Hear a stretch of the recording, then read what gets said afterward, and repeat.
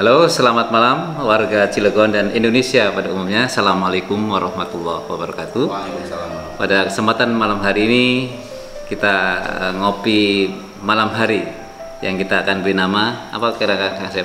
Enaknya itu kita ngopi bengi. Ngopi bengi. Ya. Jadi wong Cilegon mau ngopi bengi. Nah, di acara ngopi bengi malam hari ini akan kita obrolkan bersama-sama saya Andra Irwantoro dan rekan kita yang selaku pengamat sosial dan pengamat kebijakan pemerintah, kebijakan publik khususnya yang ada di kota Cilegon.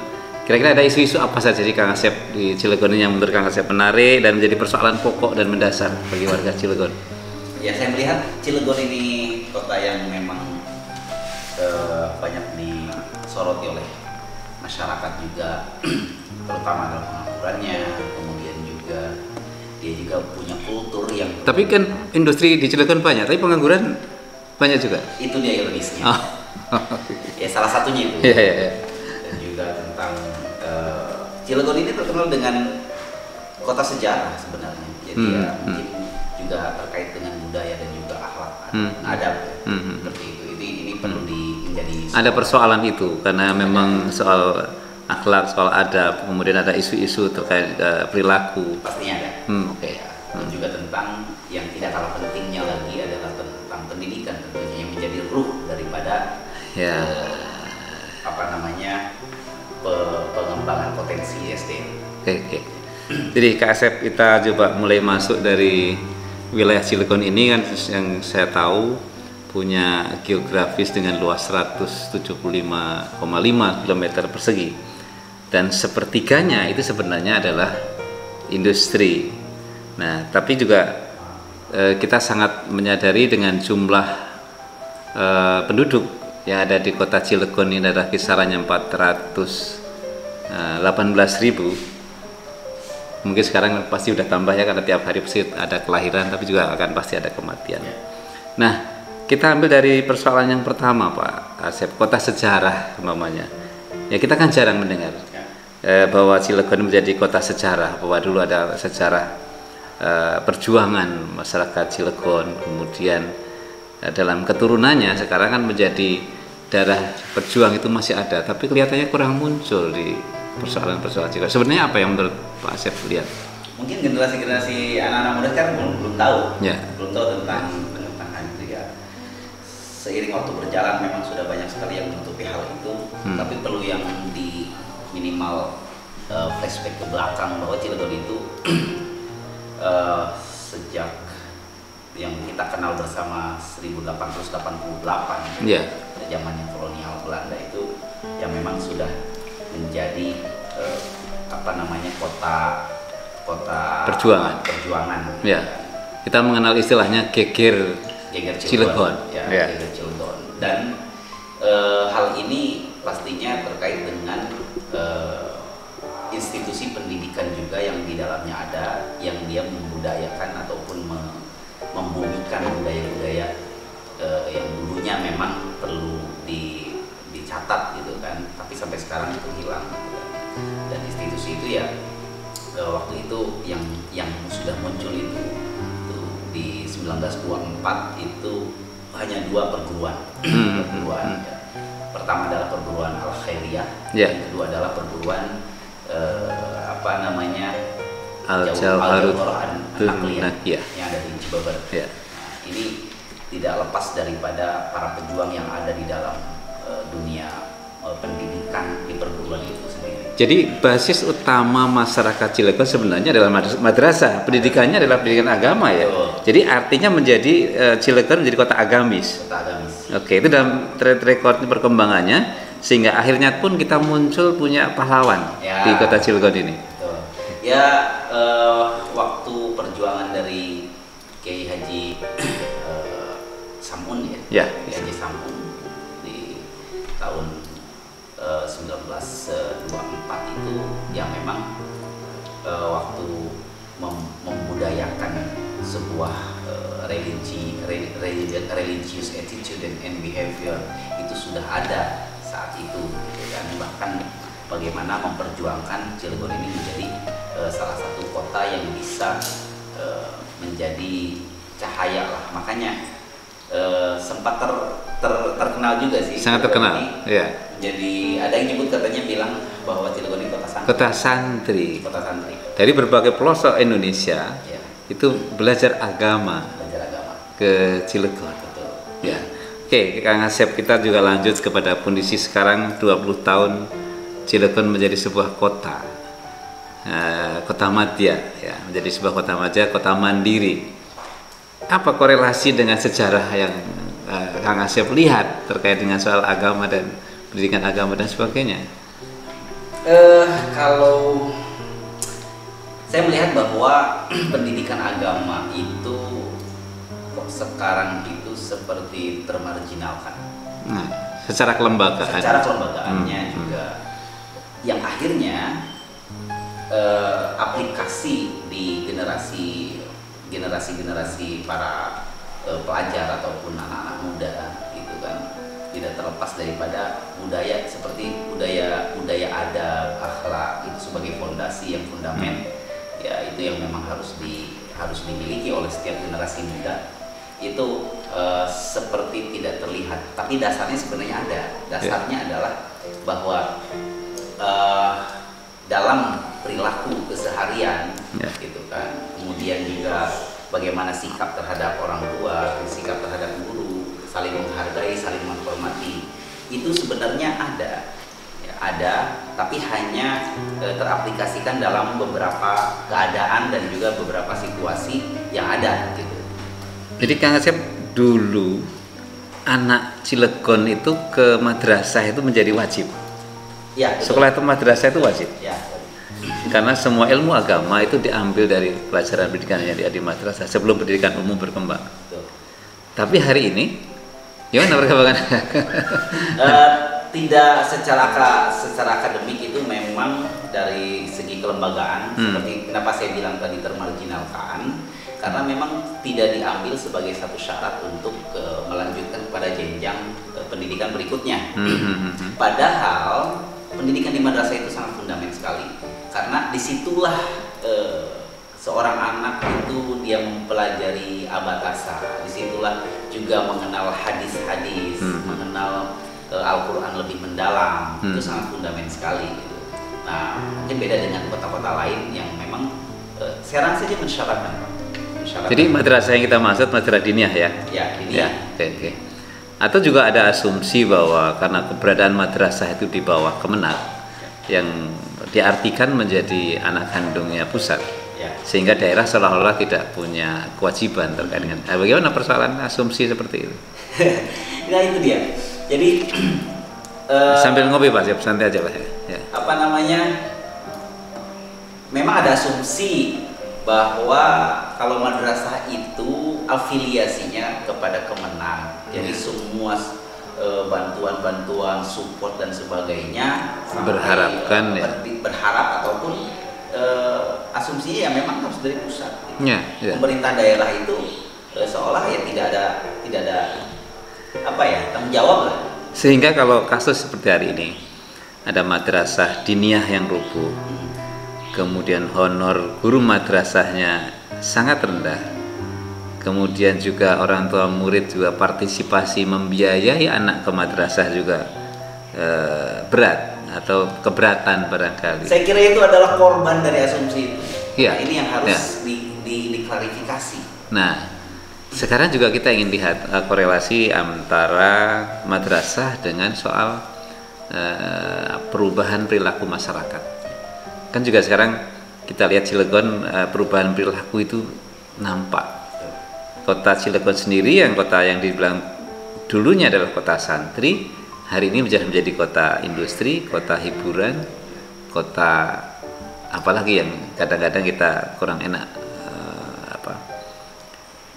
mendengarkan itu. Gimana kelihatan Pak Asep melihat perubahan seperti itu? Ya, cukup cepat sekali karena memang keseimbangan antara dunia pendidikan dasar yang religi dengan tantangan zaman itu sendiri yang memang lebih tinggi. Jadi akhirnya anjlok karena madrasah diniyah sebagai pendidikan dasar religi itu dia termarginalkan atau tidak terperhatikan, gitu kan. Tapi tantangan zaman ini semakin tinggi. Akhirnya seperti ini. Ya. Ya. Maka terjadilah degradasi moral.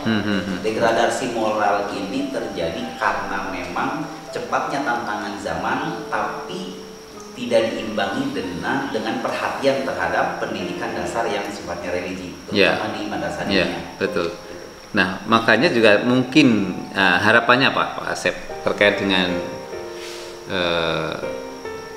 keadaan atau posisi madrasah itu sendiri, eksistensi madrasah itu ke depan, kemudian andilnya terhadap sebuah adab perilaku masyarakat itu gimana ya? Ya, harapannya ke depan ini karena apa peran masyarakat, peran pemerintah, peran kita secara personal dalam pendidikan agama tentunya gitu, Mas Nur. Jadi pendidikan dasar yang sifatnya religi, terutama madrasah diniyah, ini sangat fundamental. Penting sekali, dan harapan ke depan ini adalah dihidupkan. Boleh dikatakan ini sudah diaktifasi, tapi tidak dihidupkan. Dihidupkan itu adalah dengan sebuah perhatian pemerintah terhadap madrasah. Posisi madrasah. Ya, entah fasilitasnya, entah support ataupun pendidiknya, pembiayaannya dan suplai tenaga kependidikannya. Ini sudah harus satu kesatuan di dalam APBD tentunya. Tapi saya lihat di angka APBD itu kan di Cilegon sudah saya sebut lumayan ya, karena perhatian ke madrasah dalam bentuk honor guru madrasah itu kan ada yang senilai 400.000, sekarang sudah menjadi 450.000. Cukup ke angka seperti itu Pak Asep? Dipandang cukup apakah untuk guru-guru kehidupan Cilegon zaman sekarang? Memang mengucapkan angka itu ataupun mendengar angka itu bisa jadi nggak pede ataupun malu kan mengatakan itu. Guru honor saat ini mendapatkan gaji, guru honor itu gajinya adalah senilai sebesar 450 dan diterimakan per 3 bulan tidak. Jadi untuk mendapatkan kasarnya kalau orang mau makan bersumber hanya dari honor itu sendiri, maka 3 bulan itu nggak makan, nunggu waktu cair. Sekarang buat kebutuhan makan sehari-hari coba berapa? Jadi ada guru madrasah kita ini datang ke sekolah untuk naik ojek saja nggak cukup barangkali Pak Asep ya? Pasti. Iya. Nah, bagaimana untuk kehidupan yang lain, untuk bisa mengajar madrasah dengan baik, untuk pengabdian ke anak-anak dengan cukup? Bagaimana kita sebagai anggota masyarakat bisa menuntut mereka untuk bisa berdedikasi dengan baik kira-kira? Al-aqlus salim fil jismi salim.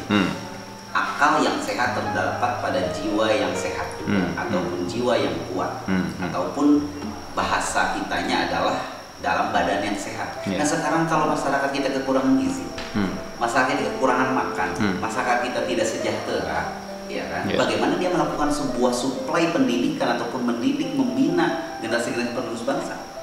Jangankan untuk untuk kota, di keluarga itu sendiri.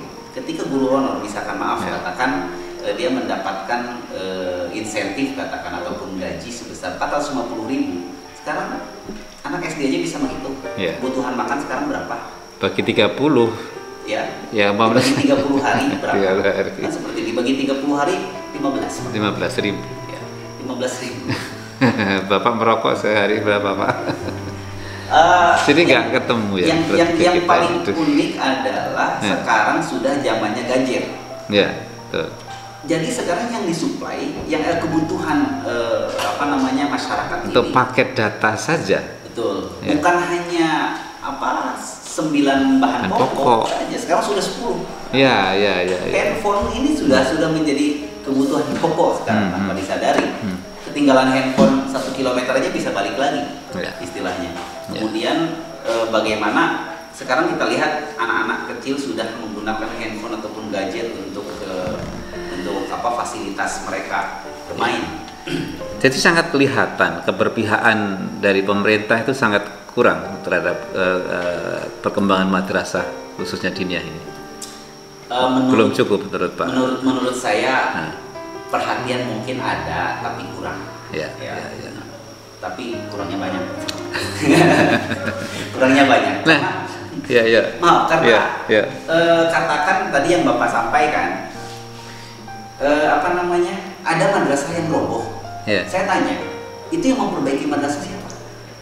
Ya lembaganya paling. Lembaganya Iya. ada nggak pemerintah untuk membantu, mensupport, membangunkan fasilitas atau merenovasi? Sampai hari ini saya belum melihat data ataupun angka support dari kebijakan pemerintah terkait dengan itu.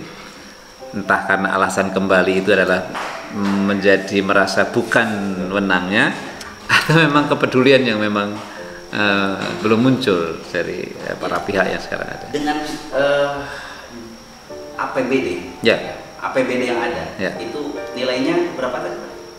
450 yang untuk APBD Pendidikan. dunia pendidikan sekota Cilegon, kalau asumsi kita adalah 2 triliun, Ya. maka 20%-nya adalah 400 miliar. Ya, 400 miliar. 400 miliar ini Hmm. kira-kira kalau dihitung-hitung Ya. untuk menambah gaji atau kesejahteraan guru honor saja, Ya. itu sangat bisa. Hmm. Sangat bisa. Katakan misalkan 50% dari 20% itu adalah untuk infrastruktur. Dan 50%-nya adalah untuk pengembangan SDM-nya dan juga kesejahteraannya. Sangat cukup. Dan itu kedua adalah, nah maka dari yang untuk infrastruktur ini sebenarnya bisa dialokasikan Minimal untuk perawatan perbaikan. Yang tadi disoroti itu adalah salah satunya dalam madrasah diniyah. Oke Pak Asep, kemudian ada persoalan pokok di madrasah ini adalah soal pendanaan. Ya. Pendanaan madrasah itu hanya satu-satunya sumber adalah dari masyarakat. Jadi kalau masyarakat keberatan iuran ke madrasah, hampir madrasah itu nggak ada biaya untuk menghidupi operasional madrasah itu sendiri. Apa ide gagasan yang sebaiknya bisa kita sampaikan kepada para pihak utamanya, kepada pemerintah, entah yang saat itu ataupun yang akan datang, untuk mensupport operasional? Bagaimana melakukan sebuah alokasi dana Pendanaan. bantuan Operasional. Ya, sekolah ya, dan juga ada BOSDA. Kalau di daerah lain untuk madrasah ada kenal bom. Tapi bom itu bukan pemicu untuk meledak, tapi biaya operasional madrasah. Itu bisa dituangkan, diambil dari sumber dana yang mana? Dari yang itu bisa dicarikan. Bisa dicarikan. Untuk operasional. Saya yakin kalau biaya operasional madrasah itu diberikan kepada madrasah, energi madrasah akan seperti menyalakan Kalau hidup dan ada- akan menghidupkan. Saya kira keren. Kalau ada calon wali kota Ya. yang akan nanti memimpin, berani untuk mengimplementasikan adanya bom tadi, biaya operasional madrasah, Ya. ini adalah sebuah terobosan. Keren, saya keren, sorry. Sudah berapa 20 tahun, 20 tahun. 20 tahun Ya. madrasah tidak terperhatikan. Iya. Ada calon wali kota yang berani untuk mengimplementasikan program bom, katakan. Ya. Tadi ambil sumber daya dari mana? Ya, saya kira tinggal will-nya pemerintah, Betul. komitmen pemerintah. Betul. Kalau selama ada kemauan, ada untuk ambil kebijakan, ya pasti tersupport. Betul. Nah, kita masih nunggu coba di antara nanti pimpinan yang sekarang ataupun yang akan datang punya keberanian untuk berpihak, terutama pada madrasah diniyah ini yang kita. Oke, dari sisi pembiayaan mungkin perlu disupport biaya operasional. Tapi yang kemudian nasib madrasah berikut yang menjadi catatan kita adalah bahwa lulusannya itu akan kemana, akan dipakai apa? Mereka kan punya selembar kertas setelah lulus dinyatakan lulus itu juga, tapi apakah kepakai? Saya lihat mereka lembar lulusan itu numpuk di madrasah yang tidak dimaksimalkan, sementara kita mendengar tempat lain bahwa itu menjadi prasyarat untuk bisa melanjutkan atau bagaimana. Mengerikan kalau seandainya secari kertas hasil perjuangan untuk pendidikan agama itu tidak digunakan dengan baik. Contoh misalkan menjadi syarat masuk ke jenjang pendidikan berikutnya. Yeah. Gitu kan. Kalau tidak digunakan untuk itu biasanya kan dipakai apa? Yeah. Jangan sampai dipakai untuk bungkus kacang. Yeah. Ya kan? Nah ini ketika si ijazah madrasah ini tidak digunakan, akhirnya kan orang berasumsi untuk apa adanya pendidikan madrasah, kan begitu. Betul. Nah sekarang bagaimana membuat stimulan, membuat stimulan agar bukan hanya bagaimana menggunakan si ijazah ini saja, gitu kan, tapi juga bagaimana fokusnya kepada bahwa pentingnya pendidikan madrasah, setelah itu dia melanjutkan ke jenjang berikutnya plus dengan membawa bukti syarat itu sebagai salah satu syarat untuk meneruskan jenjang berikutnya. Ya, setahu saya untuk sahabat Ngopi Bengi di Cilegon itu sudah punya peraturan daerah, bahkan sudah punya perwal terkait dengan pendidikan dinia. Tapi sampai hari ini Kang Asep, aplikasinya belum terlaksana. Tapi di Perda belum ada. Perdanya ada, Perda diniahnya sudah ada, kalau nggak salah 2011, kalau nggak salah ya. Perwalnya juga ada sudah di tahun berikutnya, ada perbaikan revisi di 2014 atau berapa kalau nggak salah. Cuma belum diaplikasikan menjadi prasyarat untuk atau tidak mewajibkan, Pak. Nah, mungkin belum mewajibkan. Tidak mewajibkan si ijazah madrasah ini menjadi syarat untuk meneruskan ke jenjang berikutnya. Tapi kalau seandainya itu diterapkan, saya kira kan memotivasi masyarakat paling tidak untuk menjadi belajar agama. Nah, tapi Bapak juga kira-kira yakin bahwa dengan support terhadap madrasah maka akan berdampak pada soal adab, akhlak, perilaku masyarakat ini ke orang tua, kepada kasepuhan, kepada ibu dan kepada kira-kira keyakinan Pak Asep di coba Bapak bukan inspirasi ya, istilahnya membayangkan sejenak ya anak-anak kecil ya, mungkin ada yang di siang hari ya, kemudian dia belajar agama di madrasah, kemudian membawa Al-Qur'annya, membawa Iqra-nya, kemudian sambil berjalan dulu bibirnya sambil menghafal. Iya, bibirnya sambil menghafal dari rumah ke sekolah. Hafalan hadis, hafalan ayat-ayat dan sebagainya. Dia pulang ke sekolah, kemudian dia pulang ke sekolah bukan hanya dia bisa bekal untuk membaca ataupun menghafal hadis, tapi dia juga diberikan contoh cara cium tangan kepada orang yang lebih tua, menghargai orang lain dan sebagainya. Saya kira ketika ini dibudayakan sejak dini dan ini menjadi sebuah pembiasaan yang sangat positif. Dan itu yang hilang dalam kurun waktu selama ini kepada masa Cilegon zaman dulu.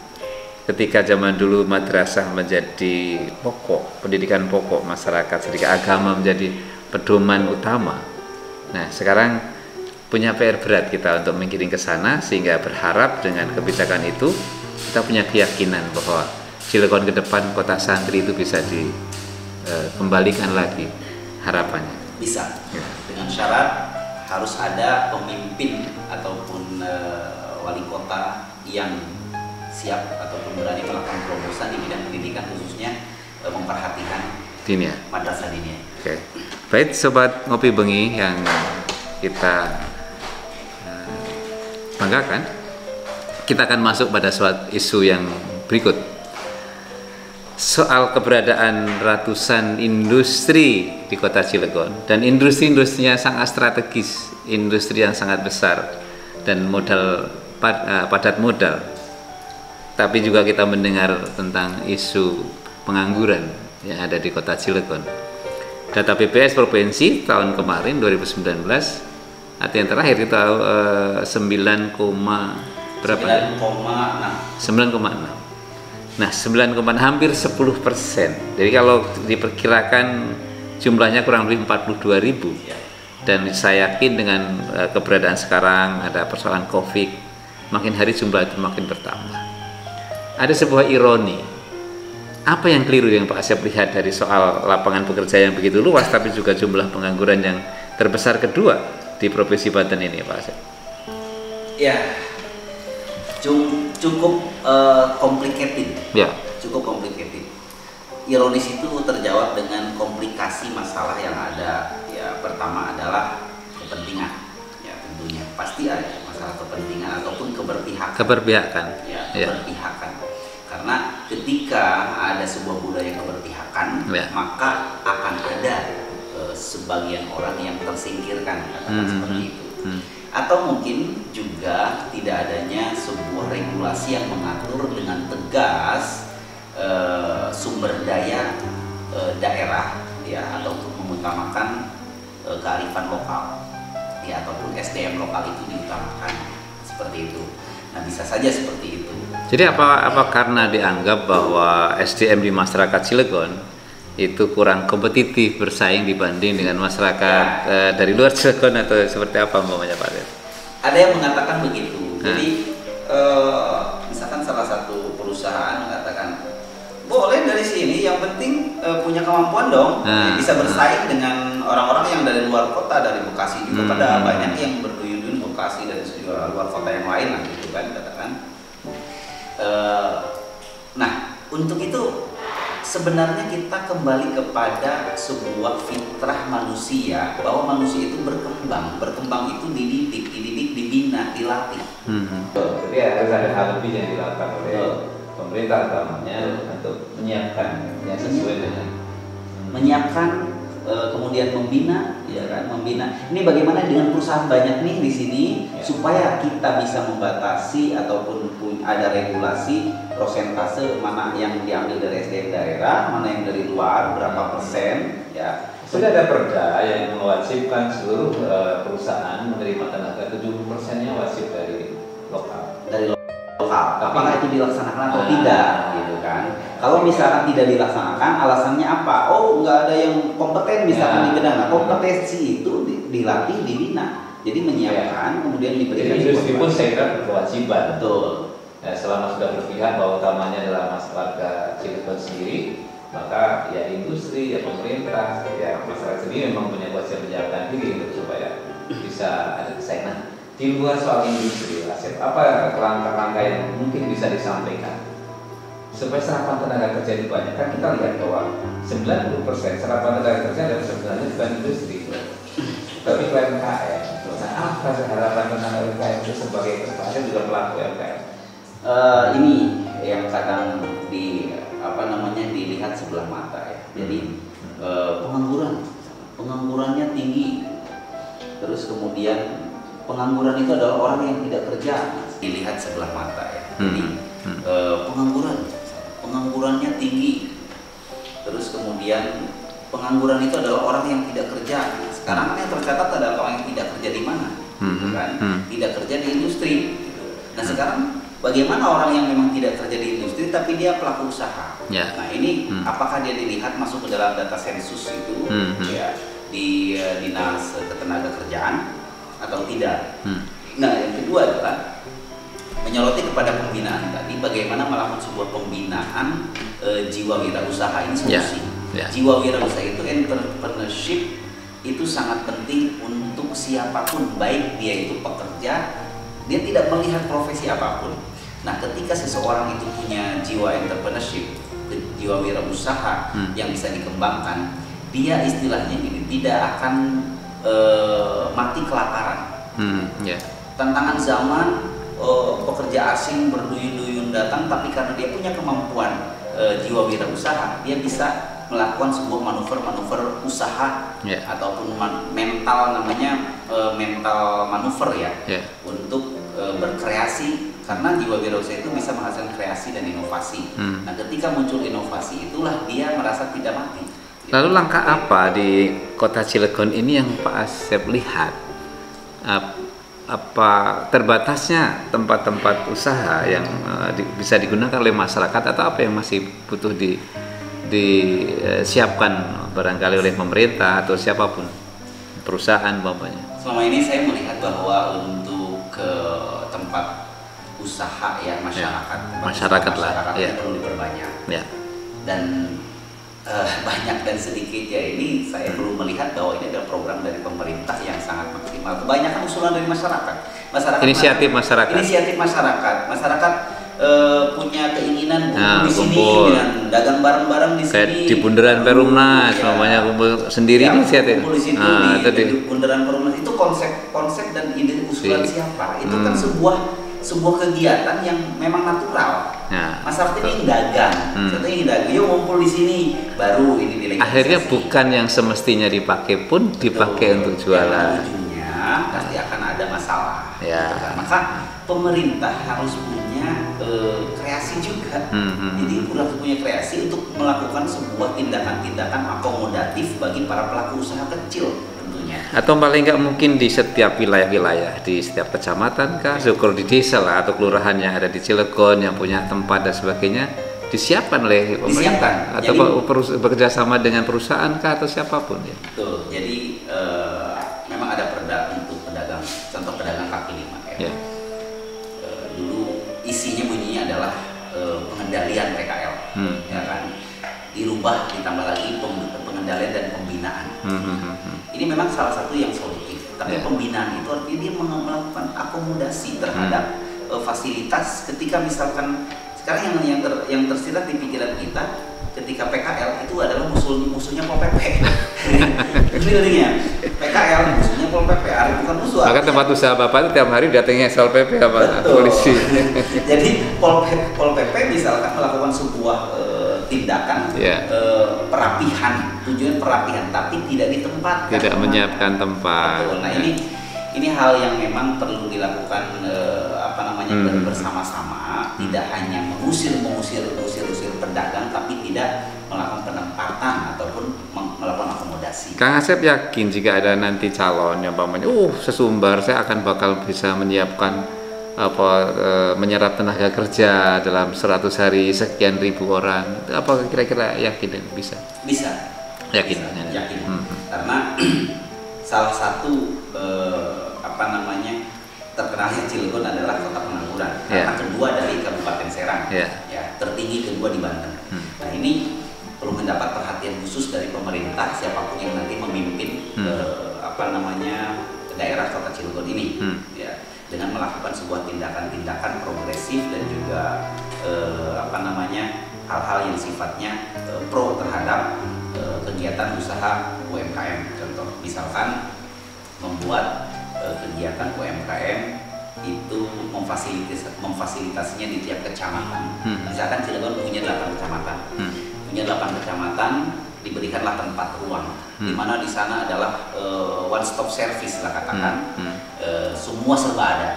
Aulanya ada untuk nikahan masyarakat, kegiatan olahraga atau kumpul-kumpul permainan anak, kongko anak muda ada. Jadi taman taman kecamatan atau taman apa yang masyarakat, taman yang beneran loh. Taman beneran. Istilah kalau mau taman beneran yang mana one stop service di situ. Bukan hanya taman yang gersang ataupun taman yang sengaja dipagar agar tidak orang bisa masuk, ya kan? Karena kenapa tidak bisa masuk? Ya mungkin karena pencahayaannya kurang, kalau malam-malam tidak aman kan gitu.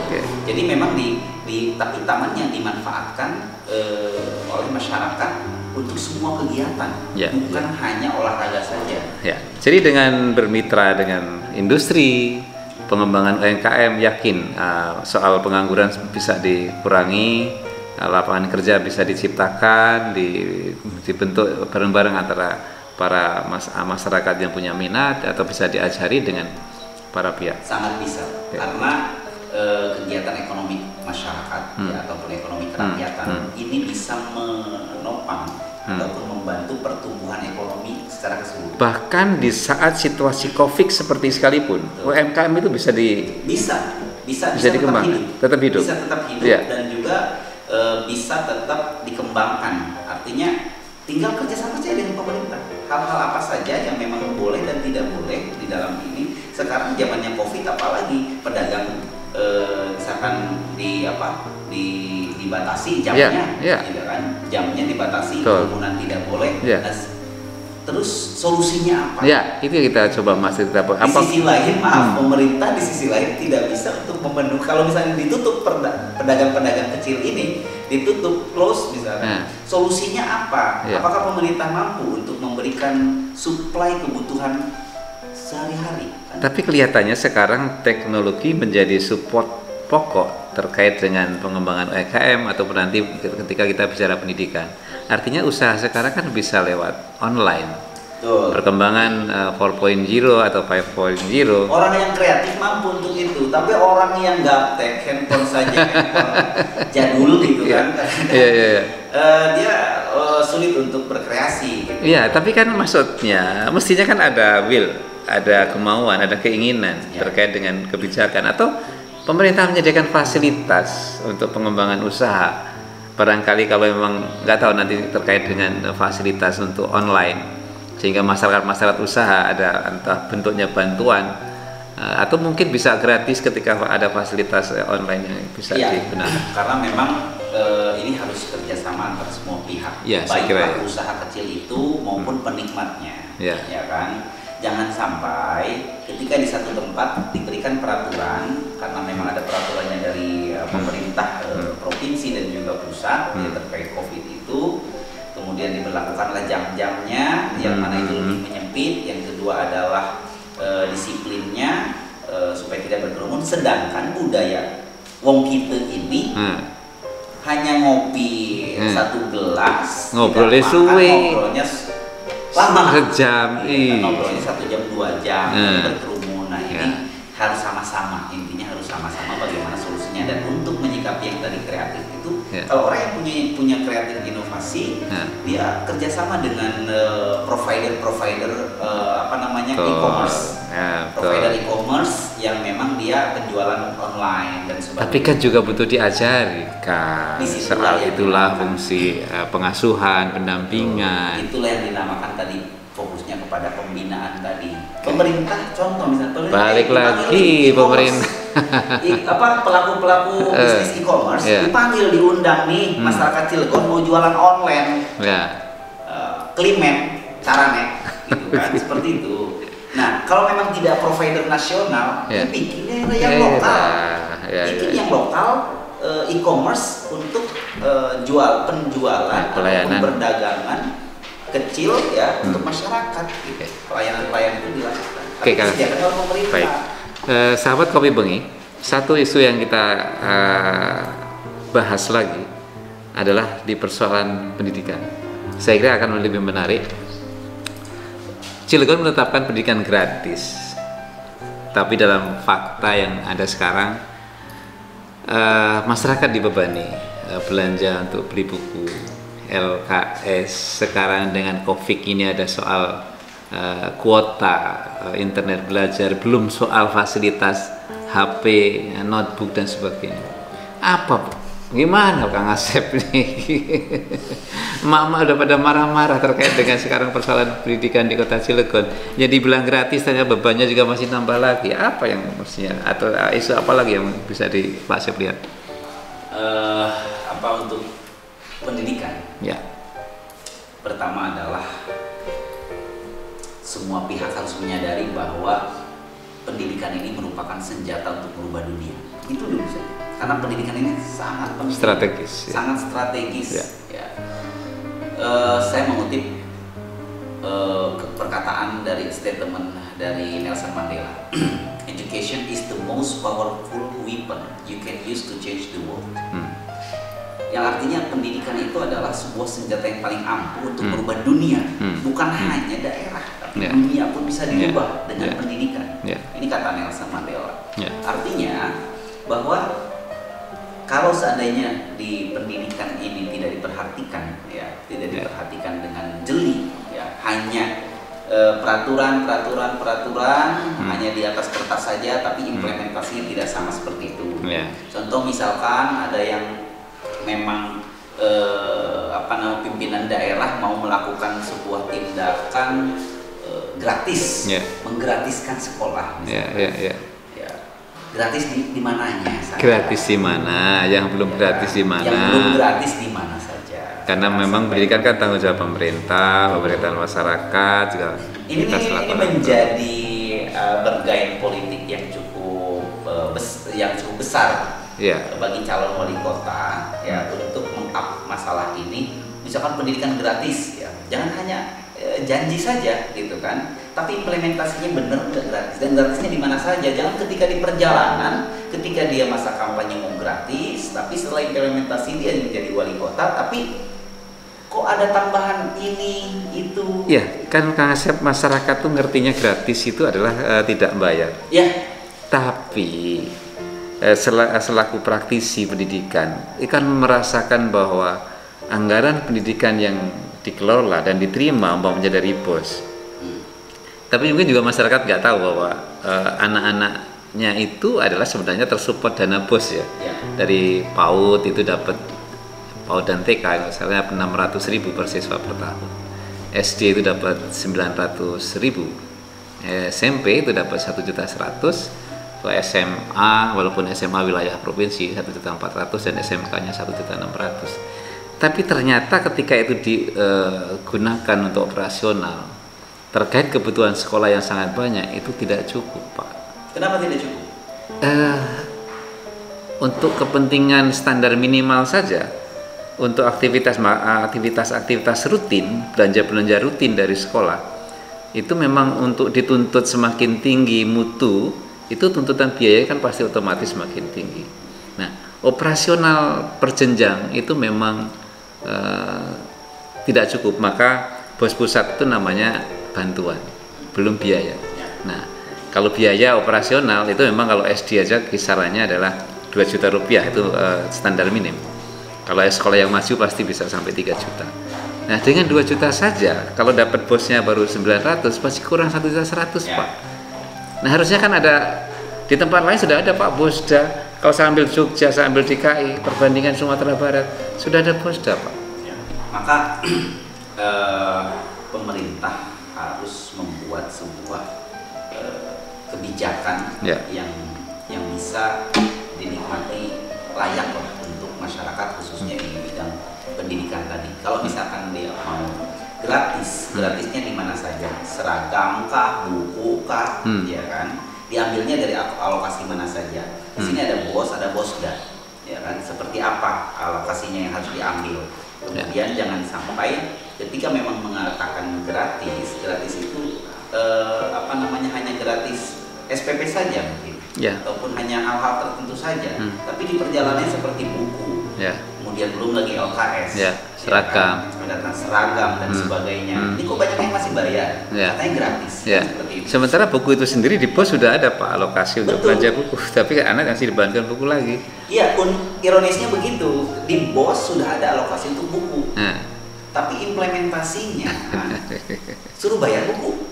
Ya, saya kira ada contoh baik, kita belajar ke pemerintah provinsi Banten, di mana alokasi biaya operasional untuk SMA itu kurang lebih adalah 5 juta rupiah, tersupport 1.400.000 dari pusat. Nah, pemerintah provinsi ambil kebijakan kurangnya ditambahi oleh provinsi. Ini sebenarnya contoh yang baik, Pak. Nah, Cilegon berani nggak seperti itu kira-kira? Atau mampu nggak kira-kira?